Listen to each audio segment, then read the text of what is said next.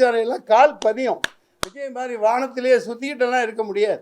ஒரு தம்பி ஆதரிச்சேன் அன்னைக்கு. இப்போ பார்த்தா அவர் அது என்ன எங்கே செய்வீன்னு கேட்டீங்கல்ல, இங்கே பார் இந்த கால் இருக்குல்ல, இந்த கால் தடம் கீழே பதியணும். தெருவில் அடிமட்ட தொண்டர்கள் அடிமட்ட இடத்துல, மார்க்கெட்டில், வயலில், அங்கே போய் சந்திக்கணும் மக்களை. வானத்திலேயே உலாத்திக்கிட்டு வான தூதர்களாக இருந்துக்கிட்டு ஹெலிகாப்டரில் போய் இறங்கி ஹெலிகாப்டரில் வர்றவன் பணக்காரனுக்கு தான் சொம்படிப்பான், பணக்காரனுக்கு தான் பல்லாக்கு தூக்குவான். புரியுதுங்களா? அறிஞர் அண்ணா எப்படி வந்தா, எப்படி என்ன எப்படி கஷ்டப்பட்டாங்க. இந்த மாதிரி லாட்ஜில் கூட தங்கலைங்க.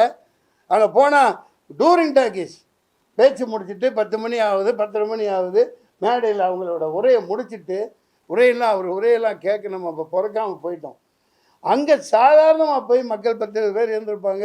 டூரிங் டாக்ஸில் பெஞ்ச் இருக்கும்ல, அதில் போய் வச்சு படுத்துட்டு காலையில் எழுந்திரிச்சு தண்ணி குளிச்சுட்டு அடுத்த இதுக்கு கிளம்பிடுறாங்க. அப்படி வாழ்ந்தவங்க. இன்றைக்கி தலைவர்னு வர்றவங்களாம் அப்படியா இருக்கான்?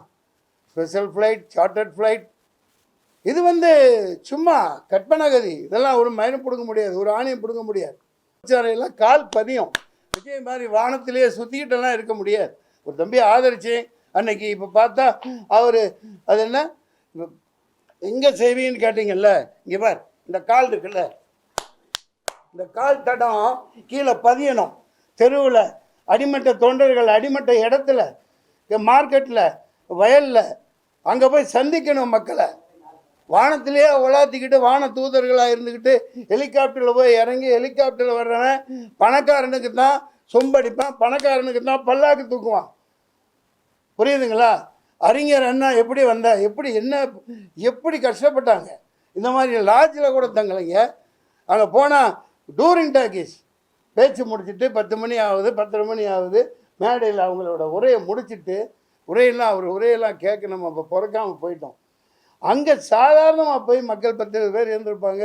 டூரிங் டாக்ஸில் பெஞ்ச் இருக்கும்ல, அதில் போய் வச்சு படுத்துட்டு காலையில் எழுந்திரிச்சு தண்ணி குளிச்சுட்டு அடுத்த இதுக்கு கிளம்பிடுறாங்க. அப்படி வாழ்ந்தவங்க. இன்றைக்கி தலைவர்னு வர்றவங்களாம் அப்படியா இருக்கான்? Special flight, chartered flight.